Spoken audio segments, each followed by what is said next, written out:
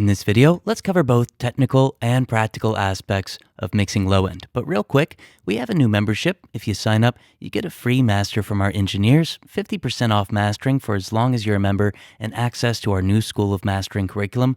But more on that at the end of the video. So let's start by covering why is the low end so difficult to mix. So instead of wasting time on what the low end is, since it's roughly 20 Hz to 250 Hz, or pontificating needlessly as to why it's an important range, since you already know that, let's just answer what makes it difficult to get right. The short answer is that there's too much signal competing for limited space. So let me show you what I mean. If we take a look at an EQ with a note scale at the bottom, we'll notice something interesting. The distance between octaves is so much more condensed in the lows than it is in the highs.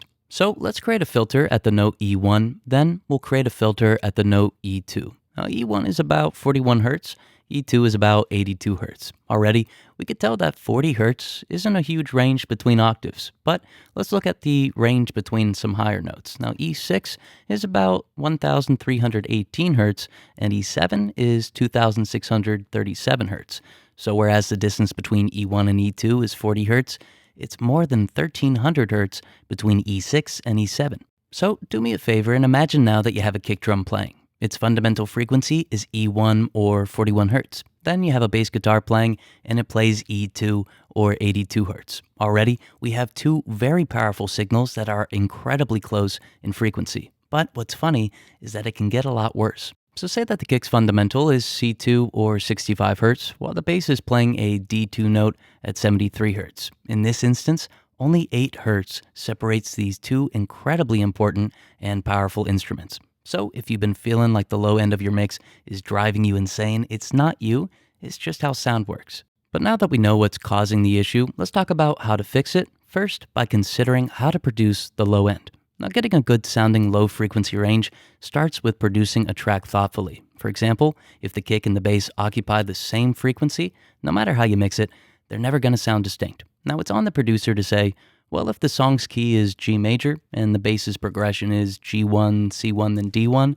it's probably not a good idea to tune the kick's fundamental to G1. Why? Because every time the bass hits that G1 note, the two occupy the same frequency, making it difficult to differentiate the two.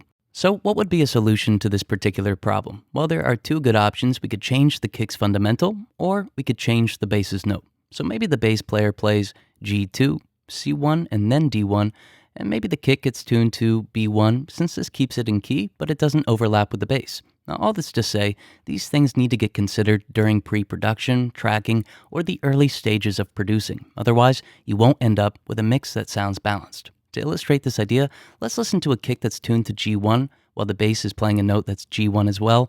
Then we'll listen with the bass playing G2 instead, and notice how the region sounds a lot less cluttered.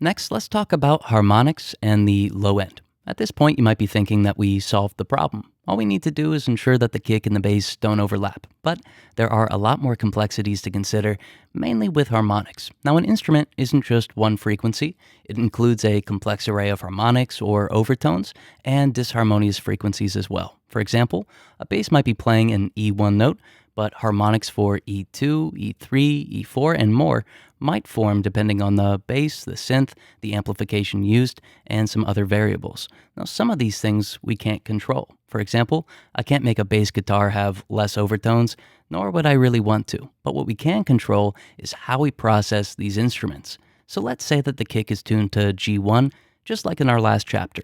Again, our bass is playing a G2 note.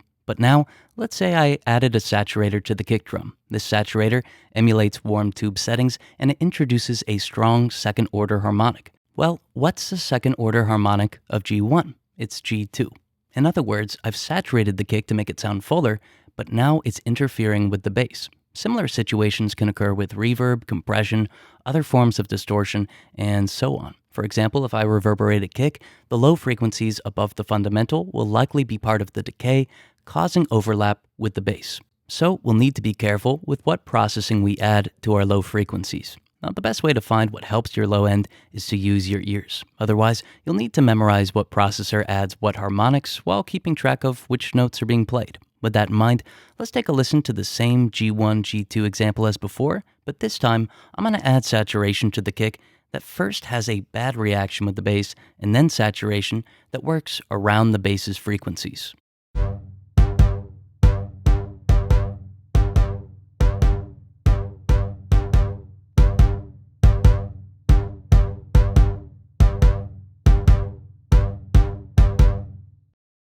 Next up, let's cover improving lows with EQ.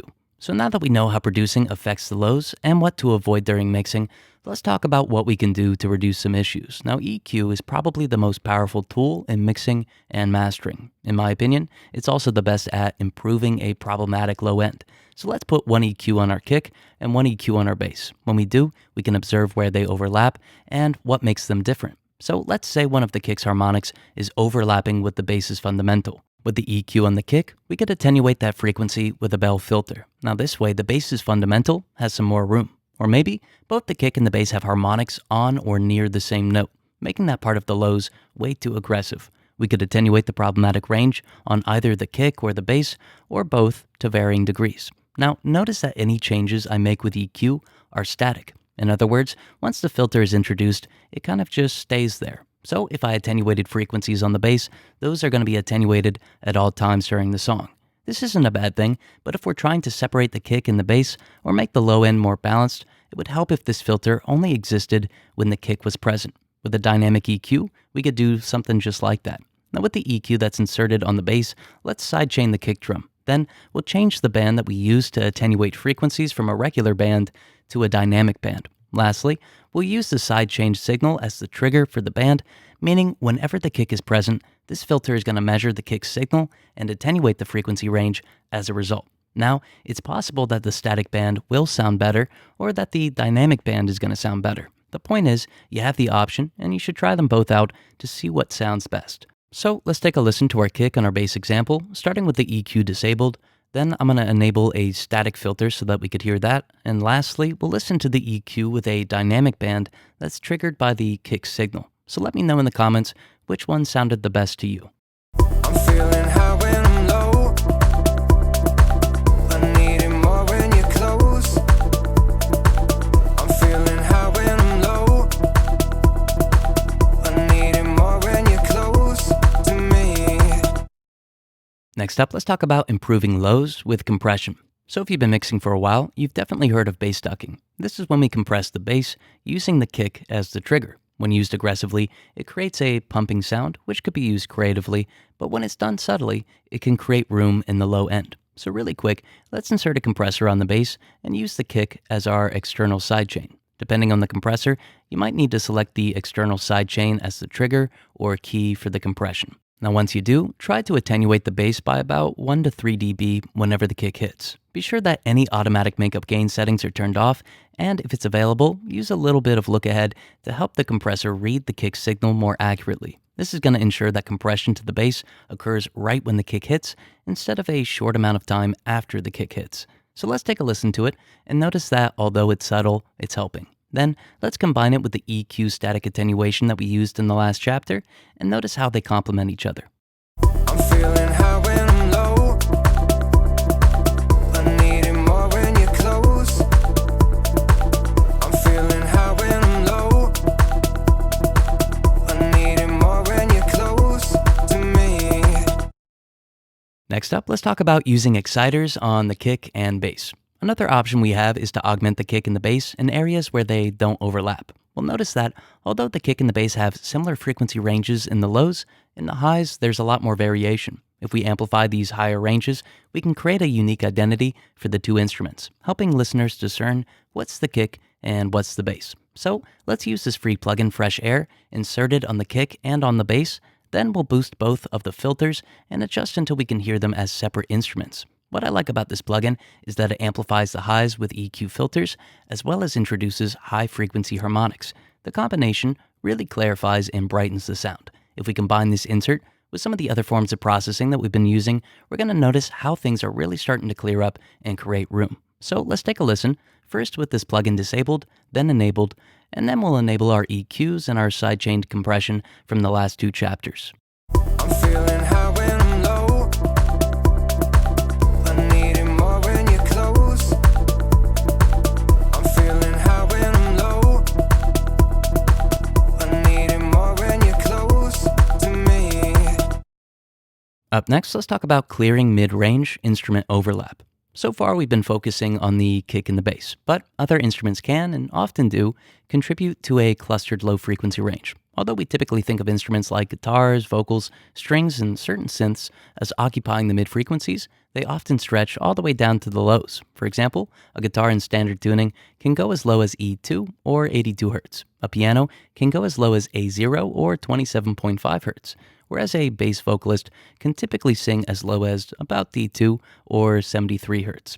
All this to say, if you have additional instrumentation that occupies the low end, but it doesn't need to, attenuating their frequencies from the range can be a really effective way to clean up the lows. For example, say I have some BGVs that occupy the lows.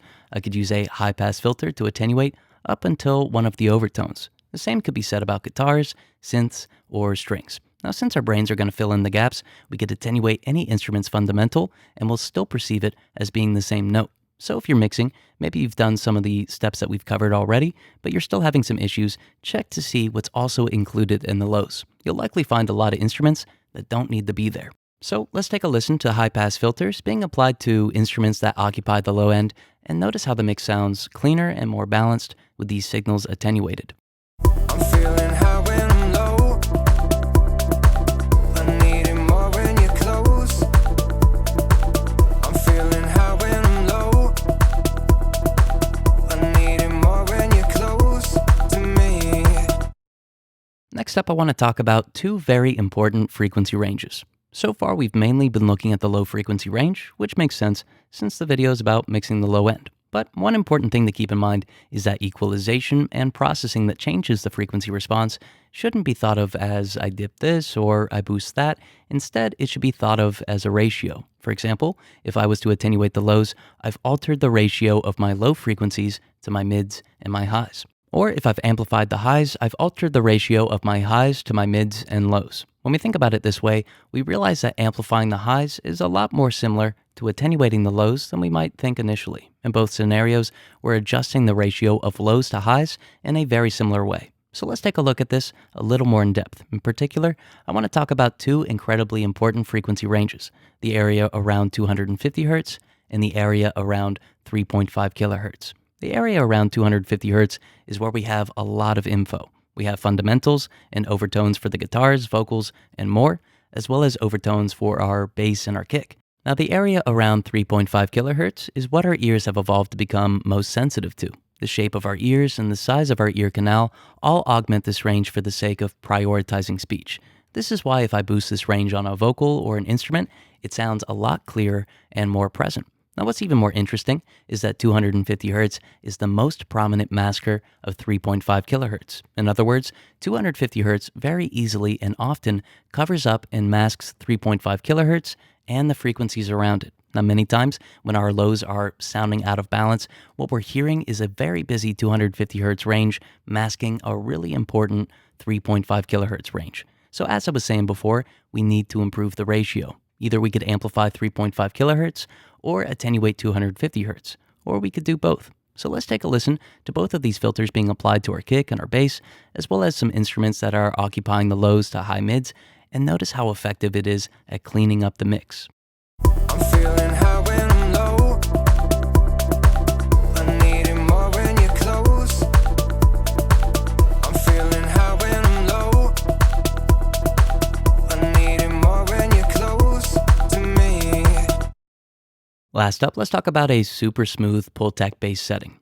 Before we wrap this video up, I wanted to leave you with a fun and easy to replicate technique. It's a variation of what's sometimes referred to as the Pultec trick. If you copy these settings into a Pultec EQ or emulation, you'll create a really smooth but detailed sound. Now I'm using this Softube Pultec emulation, but Analog Obsession makes a fantastic free alternative called Rare SE. So here are the settings. Set the low frequency range to 20 Hz. Then boost by 5 and attenuate by 3.5. Next, increase the bandwidth of the high frequency filter to 10 or completely broad. Next, set the high frequency value to 5 or 5 kilohertz, and then boost it by 5. And that's all you gotta do. If we take a look at how these settings affect the frequency response, we'll notice our lows are amplified by about 4 dB, but 250 Hz and the range around it is attenuated by about 1.5 to 2 dB. These settings will make the bass or the kick more impactful without contributing to masking and loss of clarity. Then the filter smoothly increases until the range is around 3.5 kilohertz, where it's amplified by about 3 dB, adding clarity and some more detail. In short, these settings accentuate what we want more of, help to differentiate the low-end instrument from others, all while avoiding creating a muddy sound. We're going to include this preset in our membership page, adding it to our list of custom presets that come with the membership. So let's take a listen to these filters being applied to our bass and notice how they create an impressive sound. I'm feeling high when I'm low. I need it more when you're close. I'm feeling high when I'm low. I need it more when you're close to me. As I was saying at the beginning of the video, we have a lot of exciting new things to share with you. We have a brand new membership that's currently 50% off. When you sign up, you'll get access to our mastering services and start off with one completely free, full-length master from our head mastering engineer. If you ever have more mixes that you need to have professionally mastered, you'll receive a 50% discount on all of our mastering services for as long as you're a member, and you can always reach out to us for some guidance on your project. We've been around for 20 years, so we're always happy to offer any insight that we can. On the left side of the membership page, you'll notice the new Sage Audio School of Mastering. As you watch videos, you can track your progress, add comments and questions, or leave some helpful advice for your fellow engineers on any one of the videos. When you've completed the course, expect a course certificate badge in addition to the badge that you get when you initially become a member. A new mixing course is going to be next, which will be included in your membership as well. You'll also get access to the community campus where you can ask questions, start discussions, or just interact with a group of passionate mixing, tracking, and mastering engineers. Additionally, if you have a mix or a master and you want to get some feedback from us or from fellow engineers, post it in the Mix Review Auditorium section of the website to get some extra ears on your project. Furthermore, you get some great perks like 51 mixing and mastering chain templates, 20 multi-track sessions from different artists of different genres, which you could use for mixing practice, 42 mixes for mastering practice, and 39 plugin presets created by our engineers. Lastly, if you found a thread that you want to stay up to date on, you could follow it, or you could search for keywords from the home screen to find particular discussions or content. Thank you so much for watching.